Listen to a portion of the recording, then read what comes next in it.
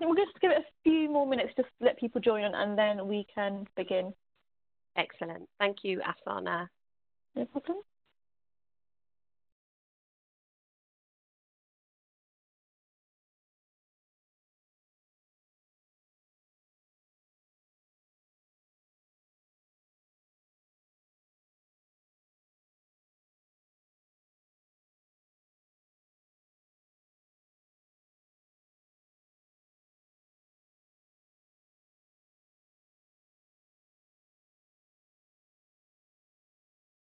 Thank you, everyone. We're just waiting for the last of the attendees to arrive for our session on designing effective online assessments with McGraw Hill and with Vo van der Ree in the background. We have technical support if you need it. You can use the chat box. For Q&A, we'll keep an ongoing review of that, and Vo will be helping me in the background. And we're looking forward to some interesting discussion and comments and thoughts today about designing effectively for online assessment and how we can do that through progression and formative and summative assessments to help students move from the lower levels to the more extended levels of their learning and study.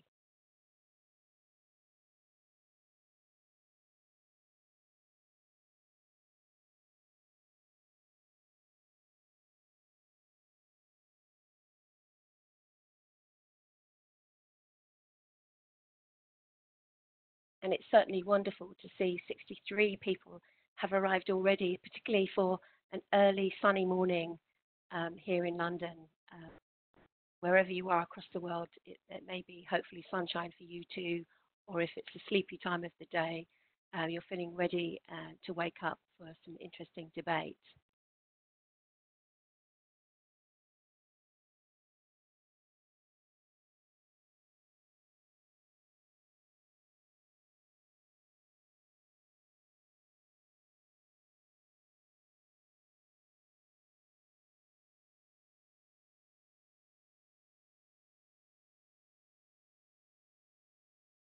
Afsana, are we ready to go? Yeah, I think it's 5 minutes past. We should be able to begin.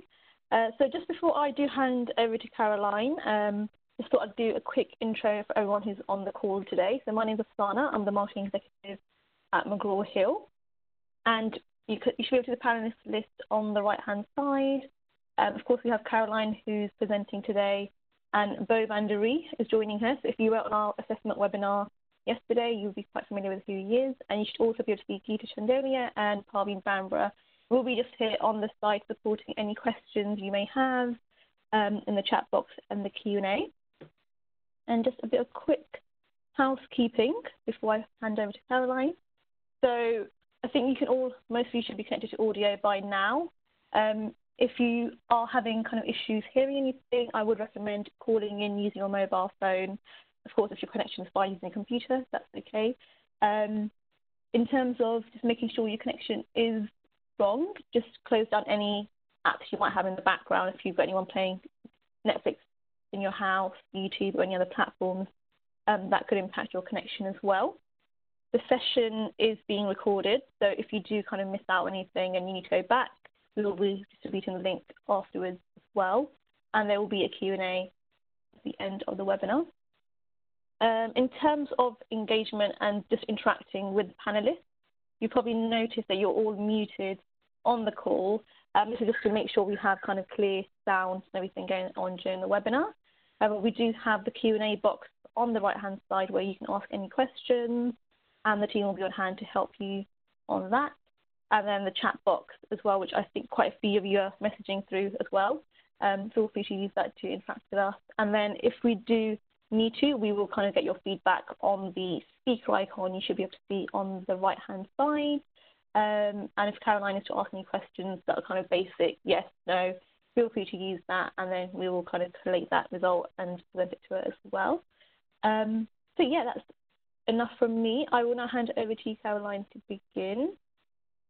And hand over to the presenter right Thank you now. Does it come through? Lovely, thank you. Perfect. So, welcome everybody. I'm going to tell you a little bit about myself. I'm particularly interested in designing learning and assessment, have many years of experience, but I'll give you a bit more detail through the slides. But welcome. Thank you so much for joining us. We have some healthy debate. We're really interested in your views and opinions and thoughts about the future for online learning and design and assessment activities. So we're going to have a look at where we are now. We're going to go through the levels of learning and assessment that uses the taxonomy approach.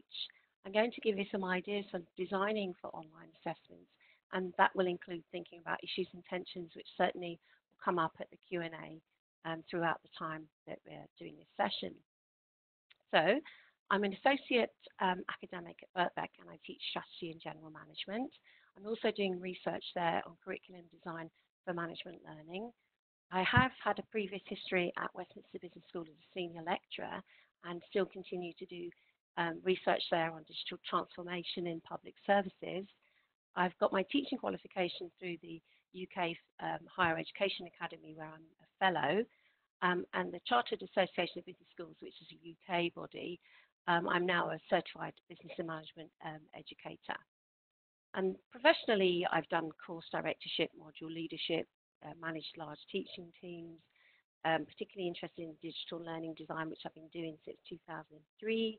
I've been assessing a department assessment and coordination within the team and different assessment activities and modes of assessment. I've been on committees for student kind of progress and other matters and things like course validation.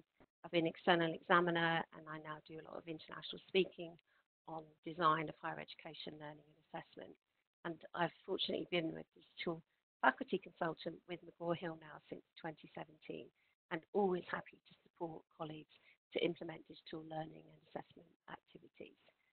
And our current situation then, and looking at where we are now and where that takes us in terms of online learning and higher education, there are some troubles ahead. This is a difficult situation that we're in, but I think we're moving in terms of urgency, we've moved quite well. Student experience is definitely going to change. The way in which we assess student capability and student knowledge and understanding is changing as well. And so yesterday, Bo's session was excellent. Some queries came up about the idea of online pedagogies and exam security.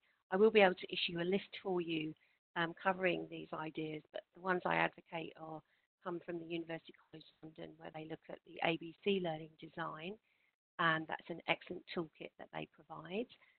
Also in the UK, we have an initiative for designing digital learning and assessment.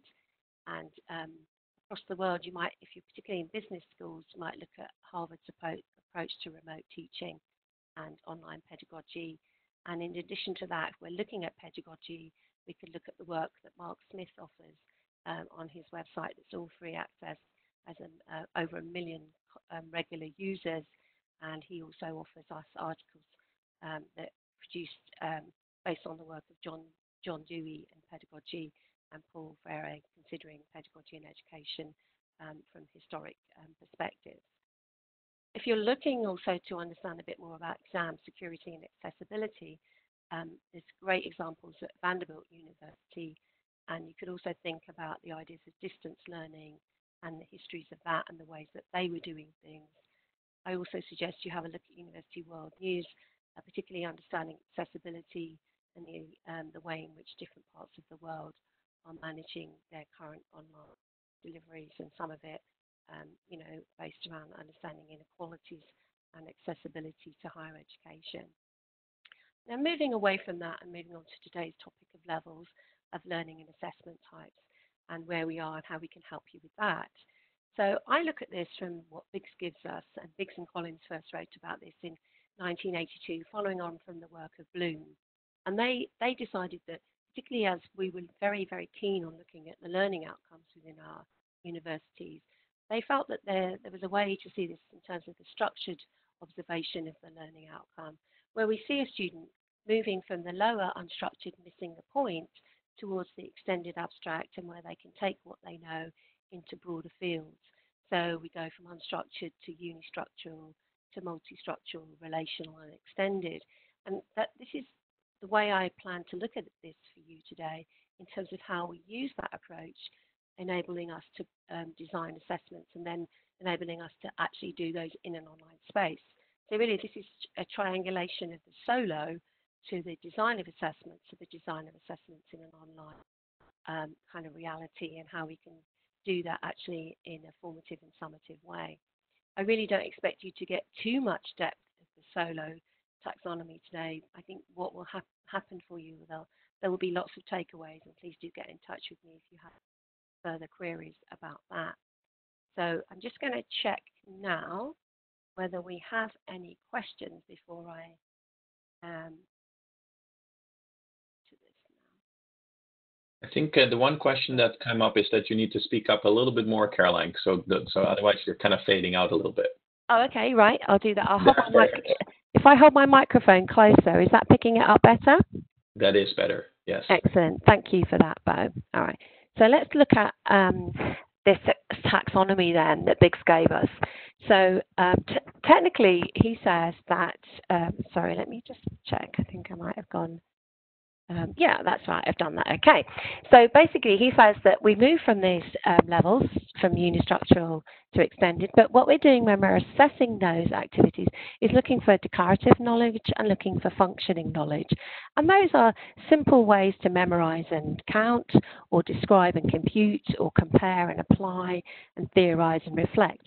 And when we get to these, we see these as either essential for the foundation of learning, creating depth, or establishing critical reflection, and then at the extended abstract, using for providing opportunities to draw from this essential, the broader and critical, to allow the student to demonstrate a real sense of what they know in a much wider kind of context.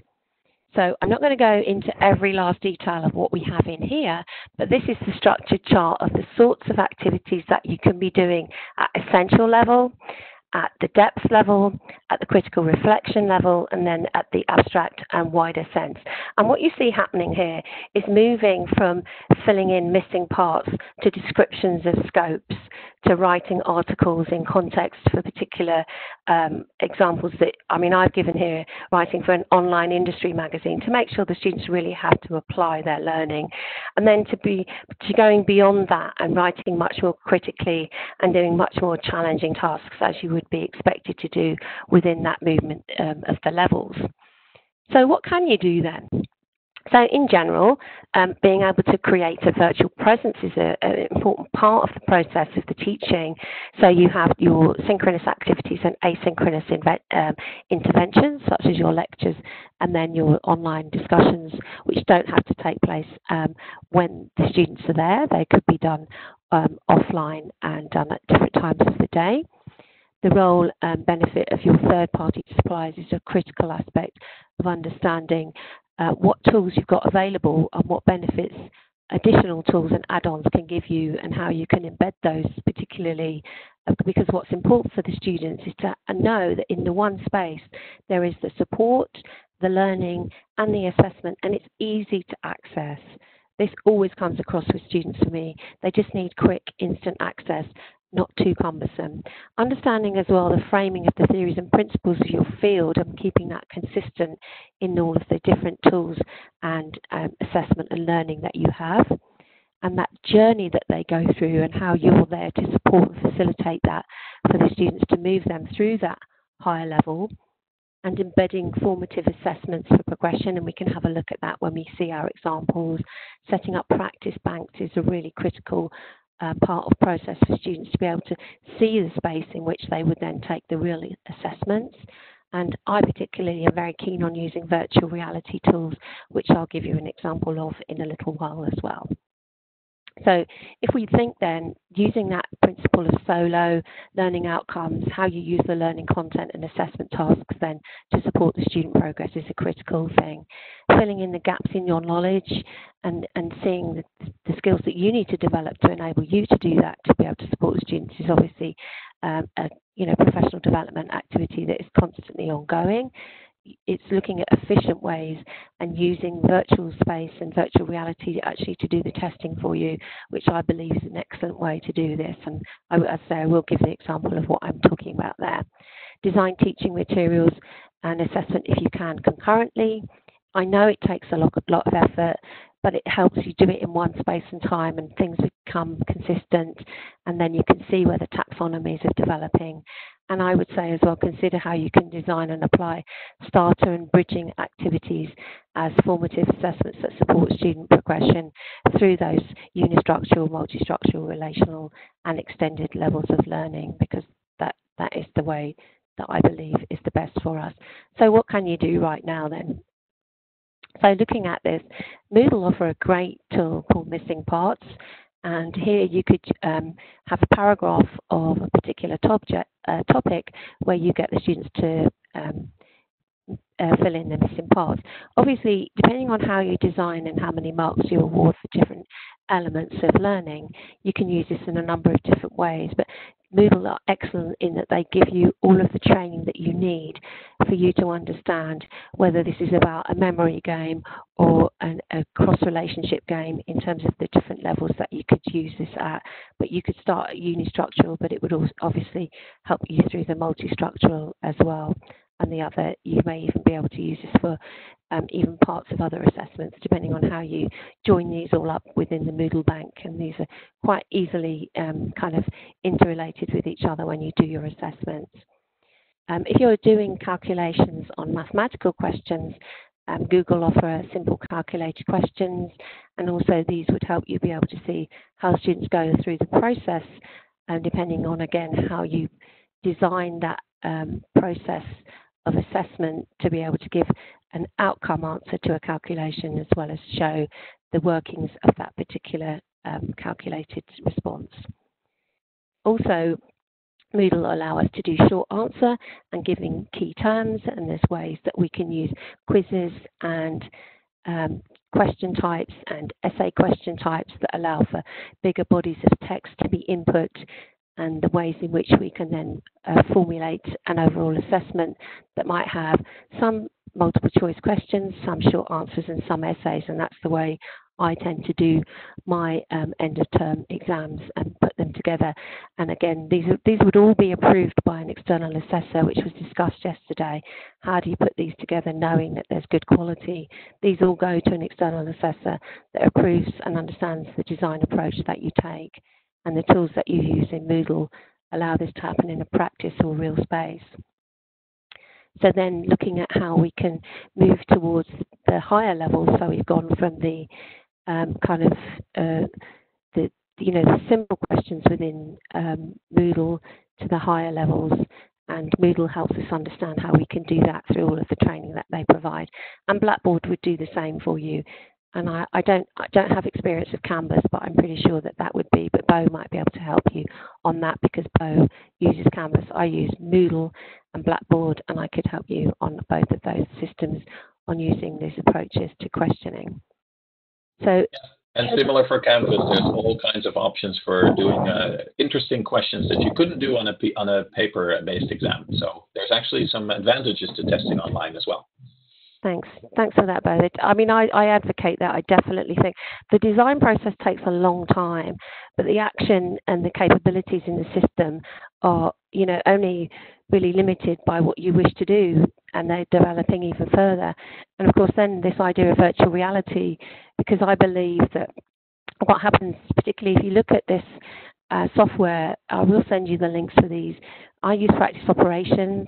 It's embedded within Blackboard and McGraw Hill Connect platform. So you don't need to know all the technical difficulties of those platforms, because you basically get a seamless view. You set up your course. You do need to have some understanding of the third-party add-on, but it technically provides direct links for students. It also ensures, no matter how many students you have, that there's a consistency of the teaching. It's able to track questions, because these would have embedded questions, and students' progress is dependent on them being able to achieve a particular outcome in that learning. So this is an excellent tool, because it means that their progression is a dependent one.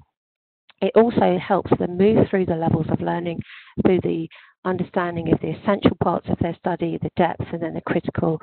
And then I wouldn't say there was so much enabling them to do extensions of the learning within these virtual realities, unless they're designed in such a way that they go further, although if you're using MH Practice Operations, it's an excellent opportunity because it uses a modular-based approach which you set up in the background. And that particular setup is one that starts with the simple principles of supply chain and lean manufacturing and production. It moves into supply chain decision-making and contracting. Moves into employment of new staff and HR actions.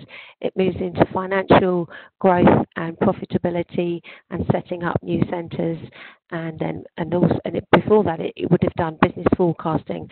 So it has a very great way of extending the learning into the broader areas of management practice, such as human resource management and financial management and other things. So it's brilliant, honestly, and it's the best tool I've had experience of, and I have had other virtual reality tools as in my teaching.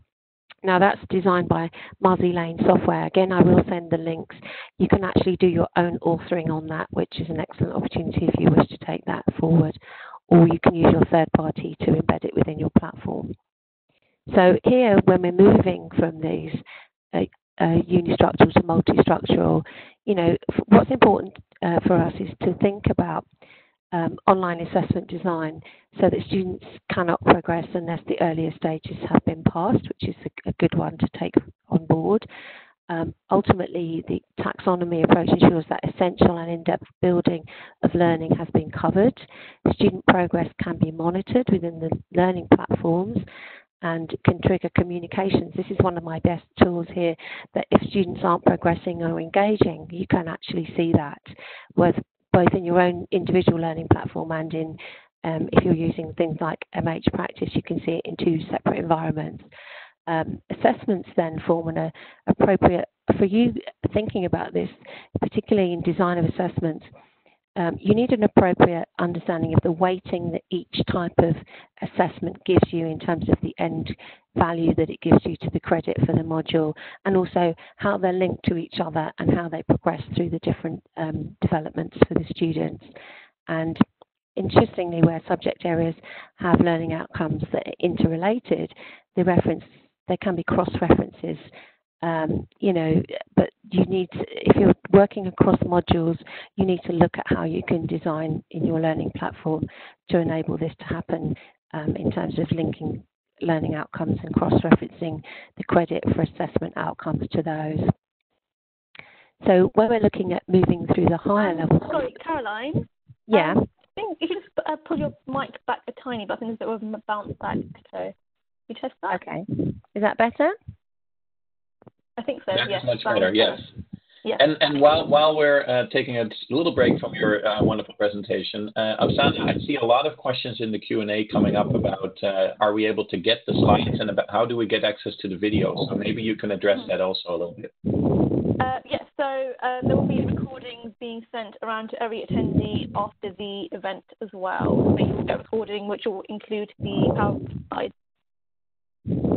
All right, thank you very much. Back to you, Caroline. Excellent, thank you. So basically what I'm thinking to help you understand here is what I've tried to do for you is I've given you an indication of what I see in terms of how at the level of critical reflection you might use certain types of activities, 500-word article for a magazine. Now you could build this into a wiki or a web page within your learning platform. It depends on the technical capabilities you have and the way in which you choose to undertake these types of activities. But what you can see is at the higher levels, you can break down different activities to be able to eliminate in a lot of parts the opportunities for students to do either just one end of term assessment or a midterm and an end term. And these take place in order to, for me anyway, to ensure more integrity in the process of the student assessment. I know it does make it more complex and it makes portfolios of learning, but I think these are helping for them to be able to progress as well. And then extended studies where you'll have a 1,500-word report and it's asking you to do comparisons. And you can still, at this level, use extended multiple choice questions. In fact, project management bodies often only ever use multiple choice questions for their exams. but I don't advocate a whole body of multiple choice questions for an exam. I think it should only form part of it. But I think you can also do extended virtual reality tasks. And this is, an area that's particularly interested in using league tables and gamification to support students' kind of engagement and interaction and competitiveness in the learning process. But ultimately, coursework was always predominantly uploading of files. I think we've still kind of got a lot of that happening. I think we need to look at alternative ways of doing our assessment tasks and the range and type of those, and the system that you have that checks for originality in some way. How you can ensure integrity of the process is critical to the future if we're going to be using online and kind of systems like this where we can't necessarily always be aware of exactly who's doing the activities, and making sure that's the a student that's registered with us. So, bear with me. I'm just going to go here. So we're at the end of the session in terms of my talking, ready for the Q&A. Like has already been mentioned, you will be able to get full access to the slides, and the additional resources will be supplied for you because I think they're going to be useful for you. Okay, so I'm going to stop sharing now. I'm going to move over to the main body so that we can go and I can see the questions as they're coming up, and then we can go into discussion. Or if you choose to see any slides, do let me know if you want to return to those.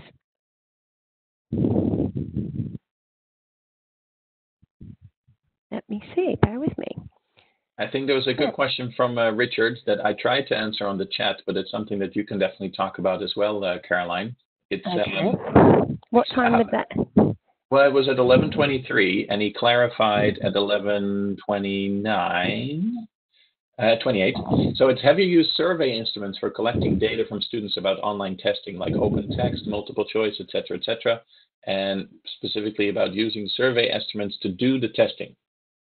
Oh, that's an interesting position to take. So you'll get here, what's happening is you're thinking about the students' co-creation of the learning design.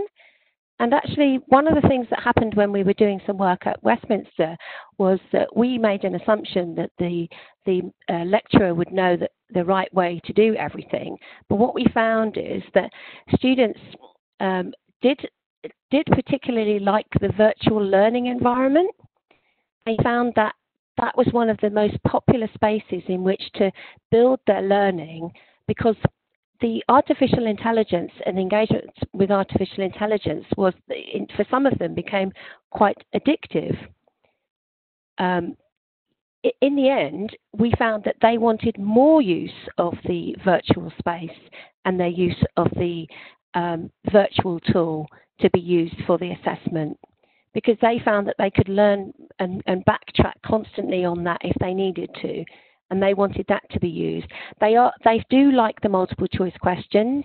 They believe there should be more than a small number, but technically I think that actually we don't want to put too much weight on the multiple choice questions, because students, they are popular. They don't like essay questions. The most challenged parts of them are on the essay questions. We tended to give a 20% weighting to multiple choice questions, 30% to short answers, and a 50% weighting to the essay, and that would add up to 100 marks of the paper. But they felt there should be more on MCQs, should be more like 40% of the paper.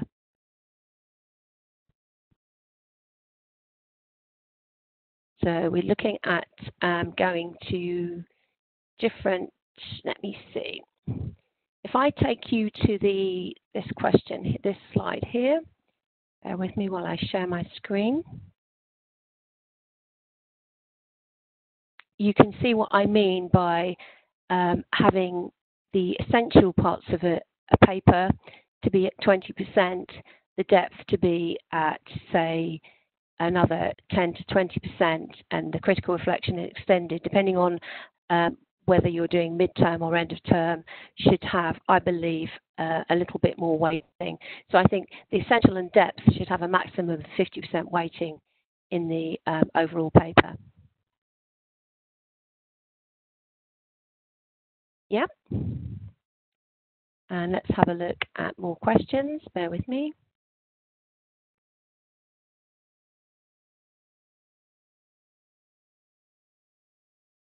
Should I, Afsana, I can't see my Q&A coming up when I'm sharing my screen. I can only see one. Well, let's say I can tell you that Richard rephrased his question here. So here we go again. Yeah. Testing students is simply data collection and analysis in research terms. Why not use research instruments to collect data? The advantage is that you can then analyze data for feed forward, both for students and for instructors. So I think he's talking a little bit more about how do you know if your test was good and how can you use the knowledge from a just taken test to improve your tests moving forward? Oh, absolutely. And that's kind of one of those areas of a whole kind of look at the design of assessment activities and how tests are used to develop students and how we draw from the data. It's interesting because I don't think, in terms of the experience that I've had of the testing process and going back to students to ask them about what they think, I think we need to do so much more.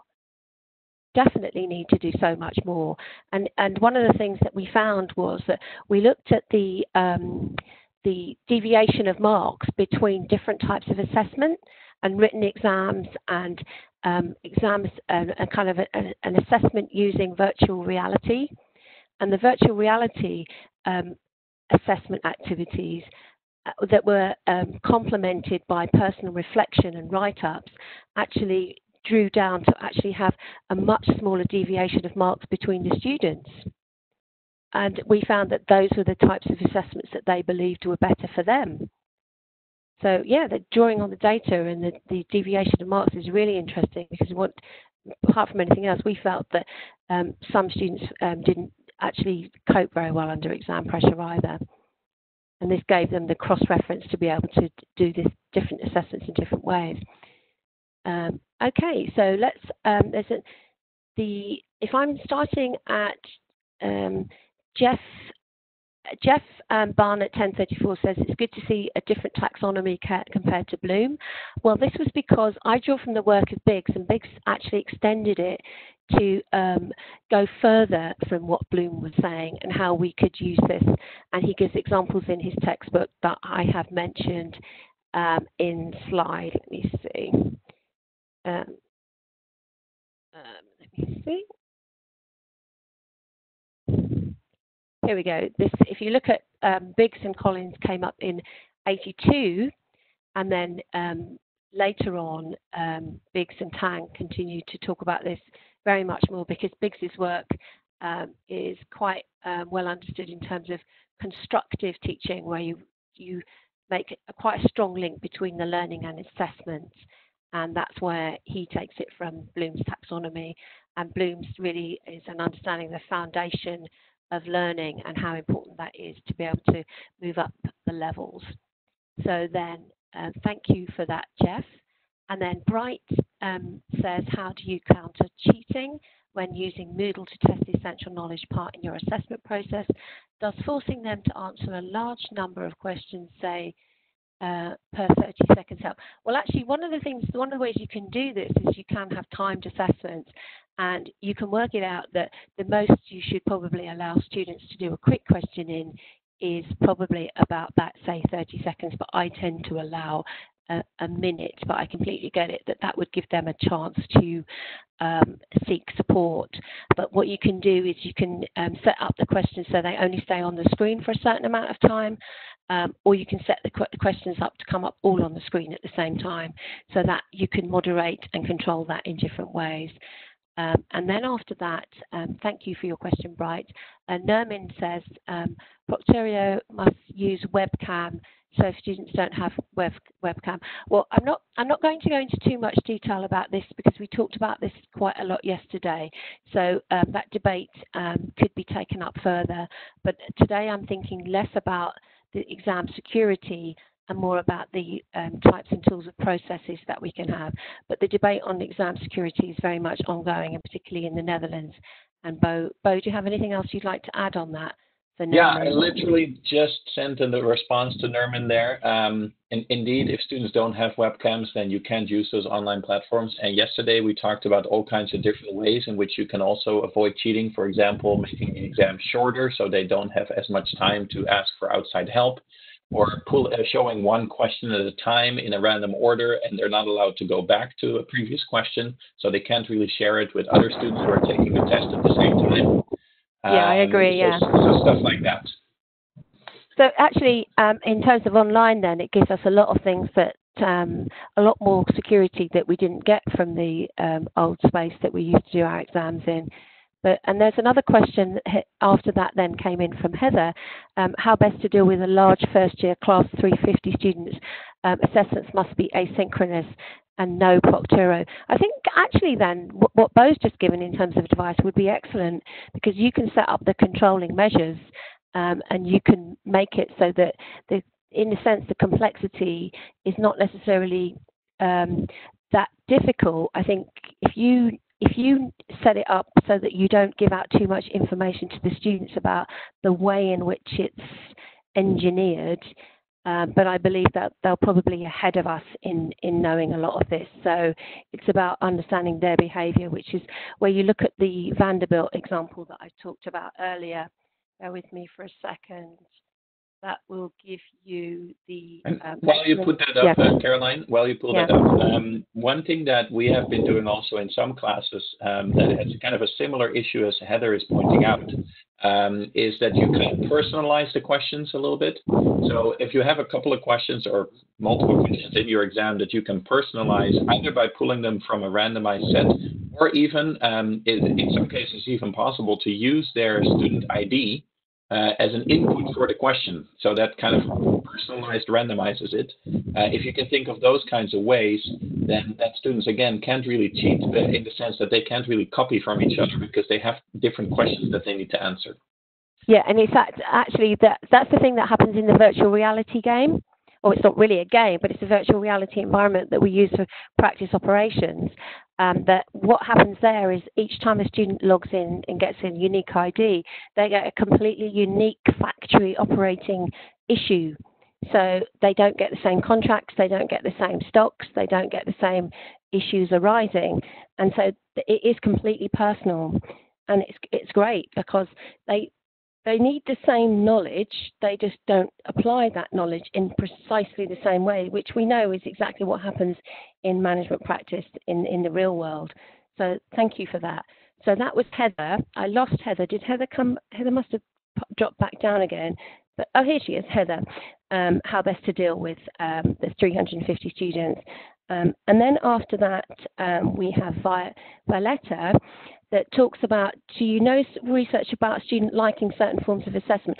Well, I will have a look at that for you, Violetta, and get back to you, because that's a really good kind of thing to bring up today. And I think that the liking certain forms of assessment, certainly, I know this from what my students tell me when they do feedback for large modules where there are 700 students. So they are saying that they particularly like the use of virtual learning and the use of learning that happens online as opposed to the exams.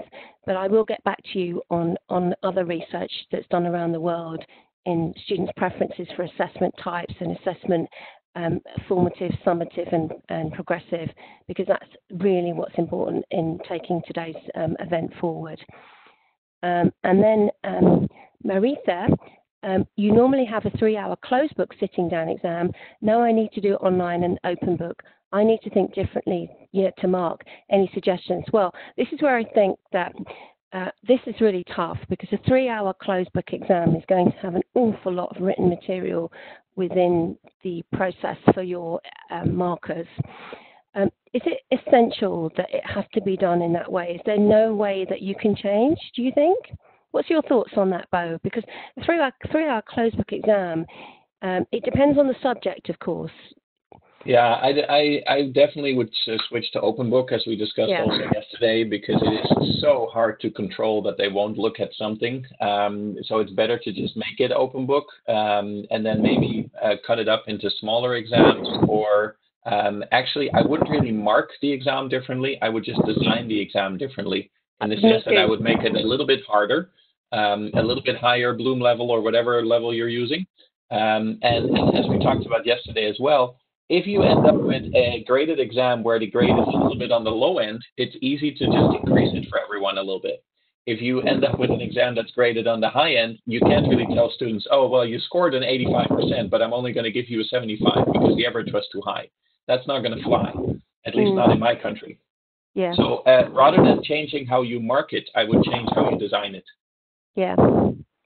Absolutely, and using the taxonomy here would be quite a way, I think, to overcome some of those issues, and hopefully that works for you, Maritha. But please do get in touch if you need some extra support. But that's what we're here to be able to do for you. And I think certainly there are ways to look at things in a slightly different way that makes the assessment show that there's a definite level of articulation of the students that warrants them getting credit for their learning and then demonstrating what they've done in terms of outcomes.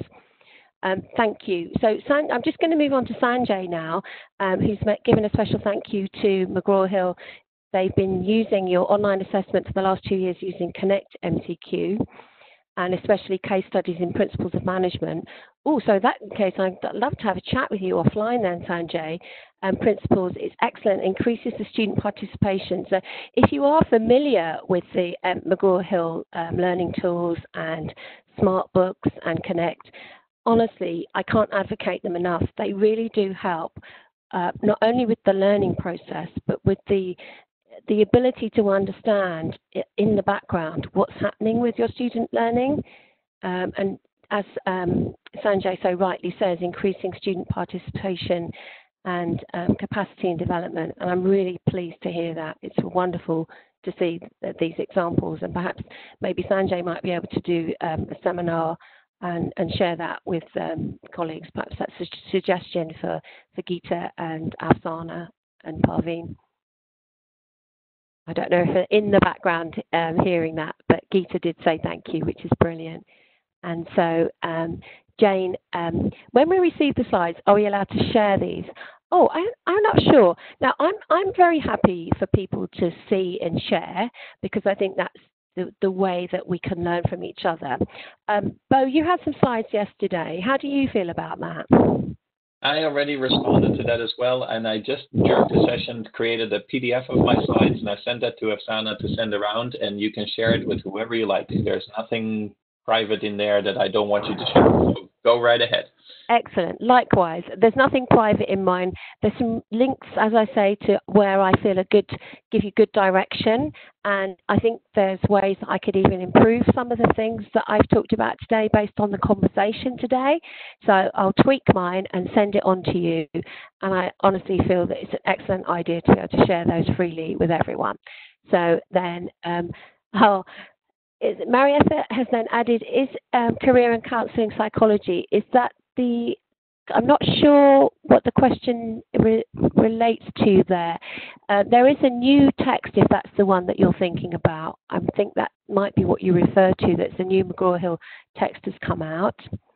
And Bright has mentioned that she thinks remote oral presentation, video presentation can help for continuous assessment, especially when picking up their students are struggling, and assessment with other assessment forms, which is really good actually, that idea of video presentation. I haven't put that in what I've discussed today, but quite commonly students would be asked to present their work.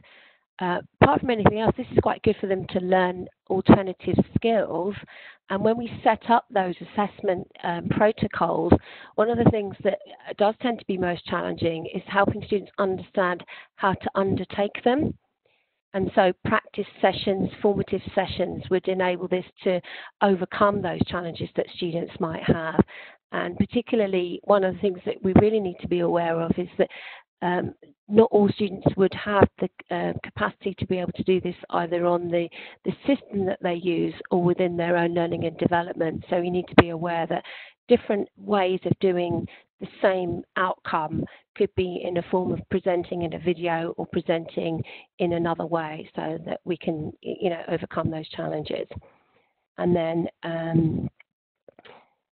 that's one I've got there. And then Bright mentions that as well.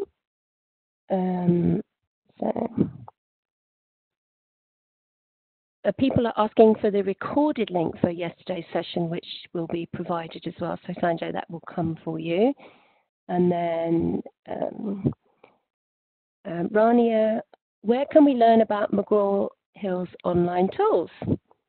So we can share with you where how to use Connect. I think there may be other videos that we could share. Certainly there is a body of videos that are available on McGraw Hill's website on what those tools are and the developments that they've got in them, and how you set up a course, how you choose a book, how you look to understand how to use Learn Smart tools. And there's also excellent tools that you can use for creating smaller sized textbooks for students, which they love, based on putting together different chapters from a huge number of online resources. So there's great stuff coming through from McGraw Hill's tools, which definitely we'll be able to share, and maybe even do another session just on their tools. And then Meander says, I'd also like yesterday's slides, so that's very common coming through, because we did try to do what we could to link those. And many of the strategies you're mentioning, like the time tests, are not possible where many students, oh, exactly. And this is one of the things that makes it, in a way, that the possibility then that we have to have alternative options, that an absolute way to do it isn't necessarily the way that we need to think about our design. We need to think about the different options that we can have, because our challenges for access to stable connections are definitely difficult.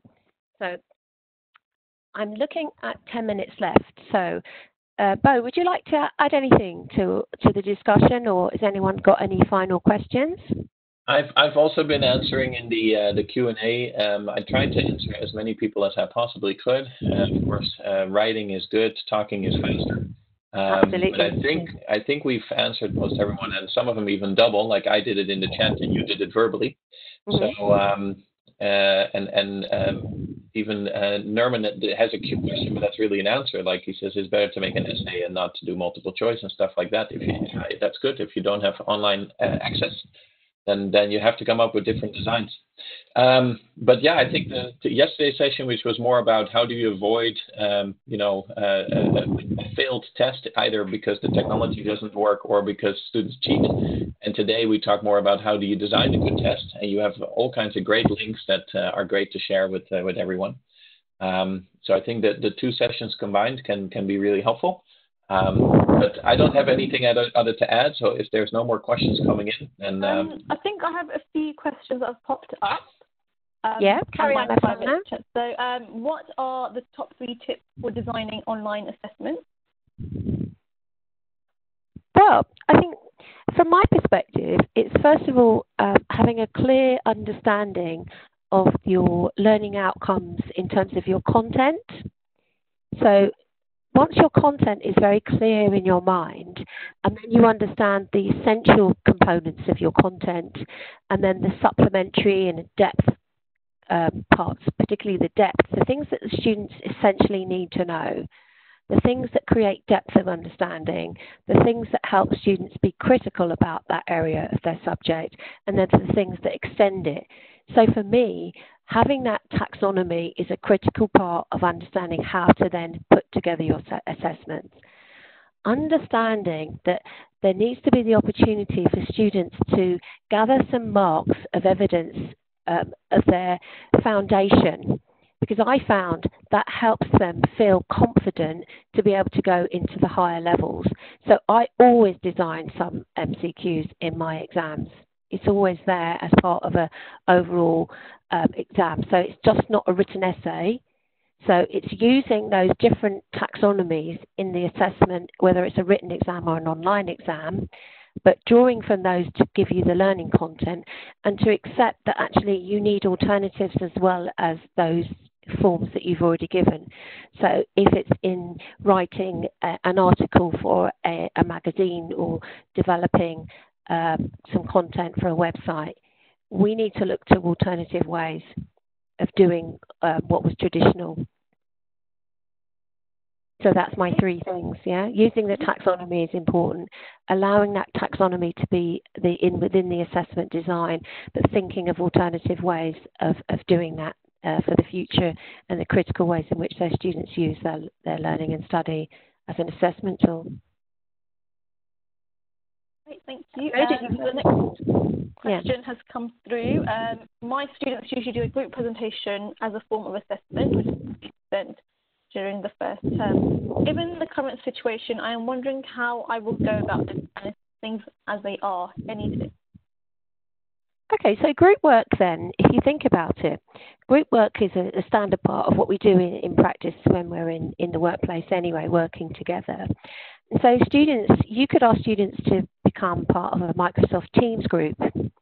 And here you can show that not just the end outcome of their learning, but the way in which they've engaged. So you can use this for other learning outcomes as well as the particular outcome. Because here you need to go back to your learning outcomes and not just start at the assessment process.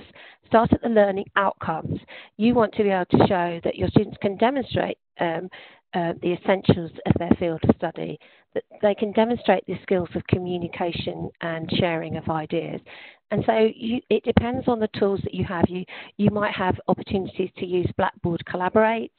I'm not sure. We use Collaborate in Moodle, actually. They may be able to use Panopto. It does depend on the system that you have available for students to show collaboration.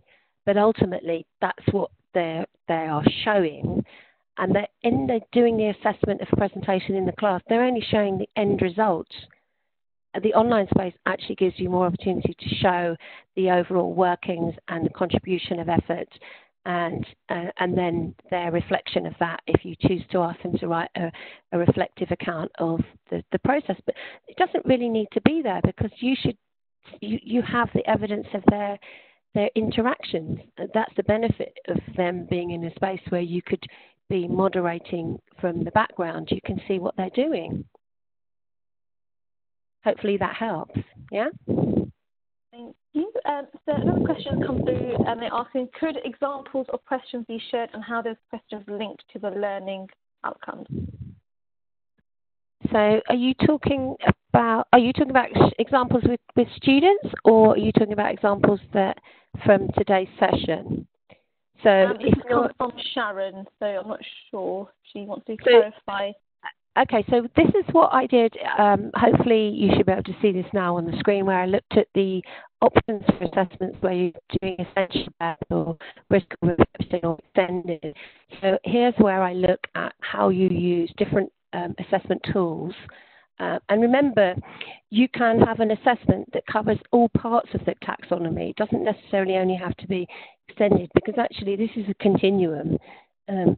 You won't get to an extended level unless you've got the essential depth and then the critical reflection within your capability as a student. And so what I've given here is examples of what tools you might use in terms of a portfolio of evidence of students' outcomes. So this is less about assessment activity. This is more about the production of evidence of what it is you know, and how it is you understand that to be, and how you're critical about it, and how you've been able to extend it. Okay, I hope that answers that one, Asana. Yeah? I think, so we have one more. Do you have other members working, I think this is more for Peter probably, but do we have any other members working in the engineering field who are also part of the online assessment movement? Oh, I guess in terms of engineering, well, that's interesting, because are we looking, if one of the things that happens quite often is the schools of applied practice, such as engineering, aren't necessarily using, we don't think, unnecessarily using the same approaches as business schools might be using. But one of in the work that I do, a lot of the good examples of the assessment of applied management practice resonate from the field of engineering in how they use digital space for virtual reality. So, so I think there should be more of a link between engineering schools and business schools. And I advocate that, because actually engineering aren't necessarily aren't necessarily doing anything particularly different, because they need to still be able to reach learning and content and then assessment outcomes. But no, I think if you could kind of think about it as an activity, as a more applied practical context, and why should an academic and practical context be so widely different when actually they probably aren't? But I haven't looked at those directly, but I'm willing to discuss that further. So, Asana, can you repeat the question so that I can make sure I've done what I can to answer that? Yep, sure. So do you have other members working in the engineering field who are also part of the online assessment movement? Okay, well, I have colleagues that I work with in the engineering field. I wouldn't say that they're part of an explicit part of the online assessment. So yes and no. So we don't technically talk assessment, because when you're an academic, I don't think that you technically talk about the solo taxonomy of the assessment process, or the Bloom's taxonomy, or the pedagogy of practice. It's not something that we tend to talk about that much, but we do talk a lot about how we use things like virtual reality for learning in engineering and learning in applied sciences and in the medical professions and things like that. So I guess we talk about it, but just not explicitly.